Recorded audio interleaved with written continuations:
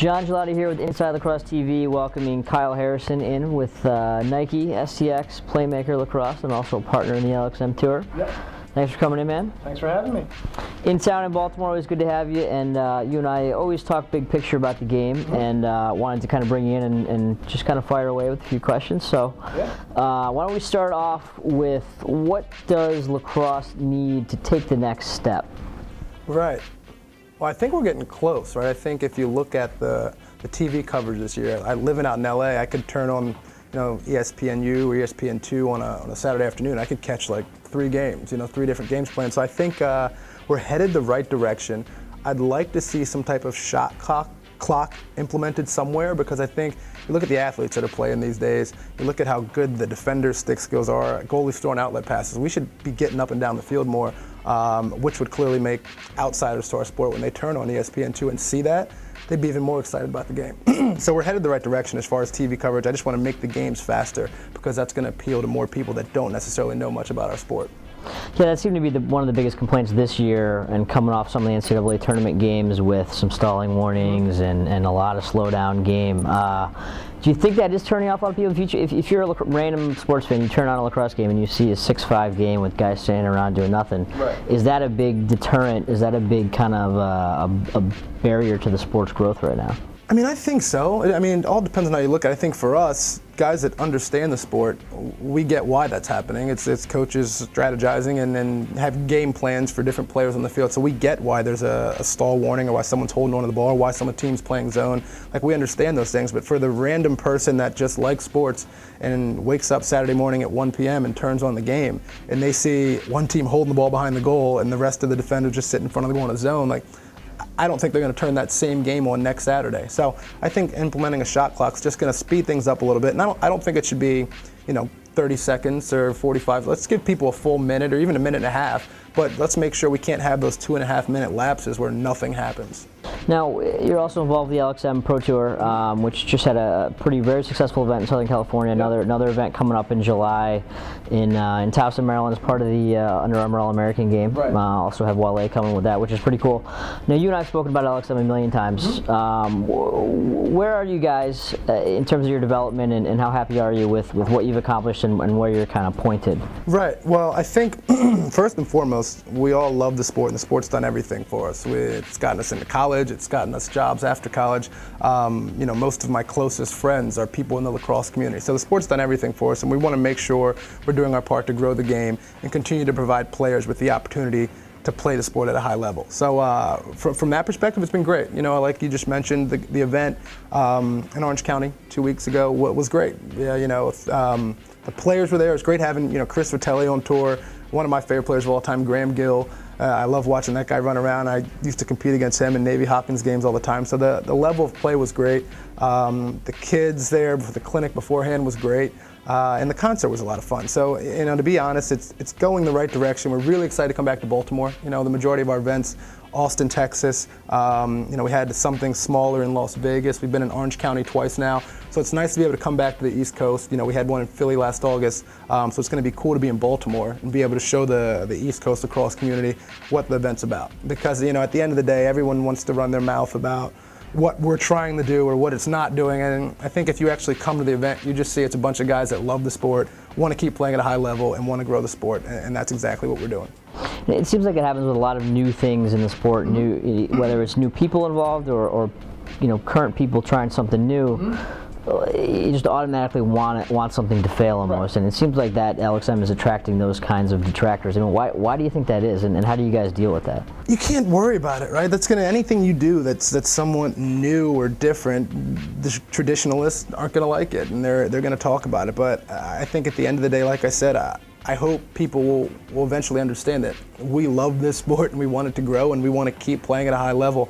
And that's what all the professional avenues are trying to do for the sport, whether that's the NLL, MLL, whatever it is. That's what people are trying to provide, more opportunities for players to play and for the sport to grow. And we're no different. That's exactly what our goal is. So you can't worry about what people say as far as haters or detractors or people saying negative things. You just got to kind of keep going, keep plugging along, and if you believe in something, keep at it. Well, you talk to a lot of people, you know, either through Nike or through the LXM stuff. You know, people maybe that are not as familiar with the sport, not involved with the sport directly. Right. Well, what's kind of the common thread with those people when you're talking to them about this game that might be a little bit unfamiliar or new to them? Right. I mean, honestly, man, it's close. You know, you'll see guys that have sponsorships. You know, like Paul with Red Bull. That's huge. The fact that someone's sponsored by a non-lacrosse company, that's a big deal. You know, I'm fortunate enough to have relationships with Beats headphones, which is crazy. You know, I sat in their office a couple weeks ago and just talking about the sport and talking about the direction it's headed and seeing their excitement about it. They don't really know too much about it yet, but seeing their excitement about it is a wonderful thing. So that just means our sport's headed the right direction and that people really see the upside to it, and we all just got to stay with it, stay together, and keep pushing it. So that, I guess, you know, conversely, what do you think is the biggest kind of problem or you know, thing that needs to be corrected in the game right now? It depends, man. I think it depends on the level we're talking about. There are clearly always things that could be worked on and improved upon. You know, I do a lot of camps through Playmaker and for Nike and STX, and I see kids all over the world playing at a really young age and then dropping every other sport. So stopping playing football, stopping basketball, stopping volleyball, stopping soccer, stopping all the other things they play and just focusing on lacrosse from such a young age. So by the time they get to junior year in high school and then eventually on to college, they've just had enough. You know, they've been coached up so much that they get into a system and the college coach has to break that all down and then reteach them the schemes that, you know, they want to teach. So I think, you know, at the youth level, I'd like to see kids play more than one sport. You look at the best players in the world, all those guys, they play multiple sports. You know, growing up, I played basketball, lacrosse, and soccer my entire life until I couldn't anymore, and I had to start, you know, focusing on lacrosse solely.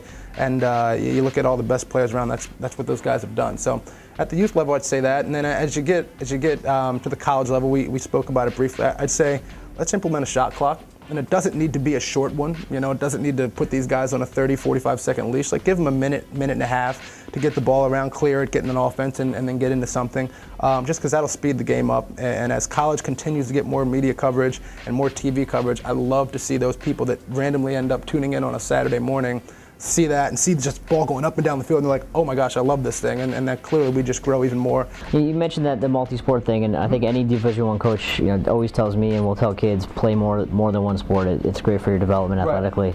Right. What other advice would you have for a young lacrosse player in terms of getting better as a lacrosse player? I mean, other than playing other sports, is there a certain thing, drill, you know, a certain thing that helped you along the way, or that maybe that you still do that's really key for a young kid today? Right. Well, I think the thing that I kind of learned, and I didn't learn it until late, I kind of learned it late in high school and then definitely in college, is when you go out to practice on your own, one, you have to go at full speed. It's really tough to do when you're out in the field by yourself, no one else is there, and like you're just flying around. That's tough to do. So I'd say that's number one. When you go out to practice on your own, pick one thing that you want to work on, whether that's shooting on the run, depending on what your position is. And for me, it was shooting on the run as a midfielder. So I'd go out there, I'd throw 50 balls at the top of the straight line, split from right to left, sprint, and take a shot that I'm actually going to take in a game. And I think when I see kids at camp, or we have a clinic and they're shooting around beforehand, you never see kids taking like real shots, right? You see them like 15 yards away, shooting from low to high off their back foot, and they'll throw 20 over the goal, hit one in the corner, and be happy about it. But I would say, find one skill that you really want to become great at,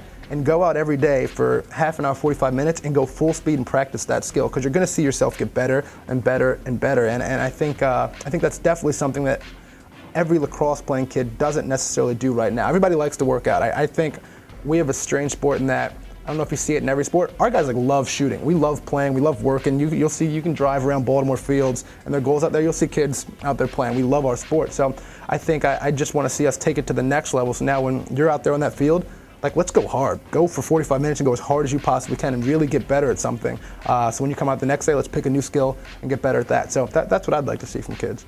Now, as a post-collegiate player, it's obviously important to work on your own. You're basically on your own, whether you're in a pro league or club league or whatever. You're on your own, and I think this still applies to high school kids, college kids in the summertime when you're kind of on your own as well. Well, what is the key to working and getting better on your own when you're not in practice every day, you're not working out as part of the team every day, when you're pretty much on your own trying to motivate yourself? You have to be, you just said it, you have to be self-motivated. I think when you're in college, you have a goal, you want to win a national championship, I think. So when you go out in the field, you're working every day because you want to support, you want to be a part of the team, you want to support your team, you want to do your part to help the team win a national championship. And then I think once you graduate from that, and whether you play NLL, MLL, LXM, whatever it is, now you're more self-motivated. People have jobs, people have families. There's a lot of other variables that can throw you off. So for me personally, I feel like there's still things I need to get a lot better at, and I think there's still things I can get better at. So that's what motivates me, and I think if you asked a bunch of other pro players, they'd say the same thing. Was there a different motivation for you in high school and college? Was something that specific that was driving you to get better, and especially, I think your evolution freshman year to senior year was pretty dramatic. What was the key to that development? The key to that development, I think, my freshman year, I enjoyed playing, but I had no idea what I was doing. I was literally an athletic kid running around, trying not to mess up so coach didn't yell at me. And then, that summer, I kind of figured out that, I worked with Coach Petra and Coach Tierney a lot, and I learned that, like, all right, I could be good at this thing if I really dial in and work on developing each skill. Like, my stick skills weren't great. My shooting on the run wasn't great. My concepts, understanding how defense, where to slide, what to do, all that wasn't great. And it was just because I hadn't put the time in to really learn each specific skill. So when I put in a whole summer of just doing that, and then I came back in the fall, my sophomore year, and really got it, I felt it, it just motivated me even more to say, oh my, what have I been doing for the past 3 years? Why didn't I do this in high school? So for the rest of college, I literally just focused on every single day learning something new about the sport, picking up something new, watching other players play. I learned so much from watching Kevin Bolin, AJ Hogan, Jay Jalbert, just watching these great midfielders play and just slowly picking things from each of them and going out the next day and really working on it on my own. So I think that summer of between my freshman and sophomore year is really when I finally understood what it meant to work hard. Mm-hmm. You mentioned a couple guys. If you had to pick a dream team right now of your favorite players, putting together your ideal team across all eras, it could be Jim Brown, it could be a freshman in college right now. Right. Who would kind of be some of those guys that would be on that team? Yeah, I couldn't put together a team off the top of my head. I mean, there are tons of. I'm a lacrosse fan, so there are tons of guys that I enjoy their game. I like watching them play. If I had to pick a face-off guy that I just think is the best, it'd have to be Paul Canabine. I haven't seen anything like that, what he was able to do consistently. So he'd be the guy there. Clearly, I'd love to play with a Jim Brown. Different eras, like you said, but I would love to see him on a field and see what he's able to do. Some of my other favorite guys, midfielders, AJ Hogan was the guy that I would watch and be like, I don't even get how he's doing these things. It looks like he's not trying, but dude is just lighting people up. So he was a guy that I looked up to, and I still look up to. Jalbert, Adam Doniger in college was a guy I really looked up to, and a guy that I got to play with a little bit professionally. Clearly, it'd be great to play with Paul again. Got to play for a year together in college, and he's able to do some things now that I don't think we've really seen anyone do before. And then at attack, the list is going forever. Mikey Powell is pretty absurd. I think the fact that people still just talk about him and watch his highlights, and even it's not even kids, it's professional. It's like grown people talking about him. The stuff he's able to do is pretty incredible. So I'd love to get on the field with him again. And again, there are tons. Junior, Walters, Chaz. There are tons of players. But it was really cool for me in the LXM event 2 weeks ago to get on the field with Ramel and Shamel, just because I've been fans of those guys since they were younger. I was at Hopkins when they were starting to go through that recruiting process a little bit, and they're just really athletic and they're great players, and I'm excited to see which direction they go as far as their player development, because I know they're still working hard, and then they're self-motivated kids, and just like we talked about, they want to improve their game. So it was fun to be on the field with them and run around. And I guess the last guy I'd say is, I know I said his name earlier, but Graham Gill. I still think, dude, didn't get enough. Didn't get all he deserved. The kid just plays so hard, and he plays on both sides of the ball, and he's a great player. So I would love to play with him again. Now, you mentioned Ramel and Shamel, obviously a tough ending to their college careers. Mm-hmm. Where are they now, and what do they do next? Right. You said it. It's tough end of the career, without a doubt. I can't speak to what happened because I don't know specifically. I just know what I heard from you all and then what I read. So, at the end of the day, in my opinion, I think they're going to do the right thing. They may have made some bad decisions, but they're going to build themselves back up. They love lacrosse. They love the support they get. and they're going to continue to teach kids the sport and try and get back out in front of people and kind of make it right. And we'll see where it goes. But again, they're ready to work and they're ready to do the right thing, I think. Good. It's good to hear. Now you mentioned a lot of offensive guys and a face-off guy in there, but no defensemen. Oh yeah, we didn't make it there. Yeah, I mean polls that, I mean, the list could go on forever too. Kyle Sweeney, Brett Hughes, another great one. Brody Merrill, clearly great one. I got to watch Flanagan a lot. Ryan Flanagan, I'd like to get on the field with him. I'm looking forward to that because he's a big dude. And I know last year he had a huge year, and then this year he was hurt, fighting through it all year, and still played pretty well. So I'm excited to get on the field with him one day, hopefully. And how many was that? That was 3, right? 3 or 4? Yeah, I'll go with that. And as far as goalies, I mean, I've played with some great ones. I've been really fortunate. I mean, clearly Jesse Schwartzman has had an amazing career. I got to play with him for a couple years at Hopkins, win a championship with him. Great goalie, and turned into a really good leader, which is cool to see. Guys that have jammed me, Doc clearly is always an issue to play against him. So I would love to actually be on his team. And then the guy that I think is one of the best ever, and after college he just kind of started to do his own thing, moved to San Francisco and started working. But Tillman Johnson was just he was incredible. So I'd love to be on a team with him. Now, I know another thing that you've been kind of on top of. I think 10% of NCAA players are African American, which seems like a shockingly low number that I saw recently. What needs to change there, and what's kind of happening? I think on your end to try to help that out as kind of obviously an idol and a key leader there. I mean, honestly, man, it's slowly growing. It's great.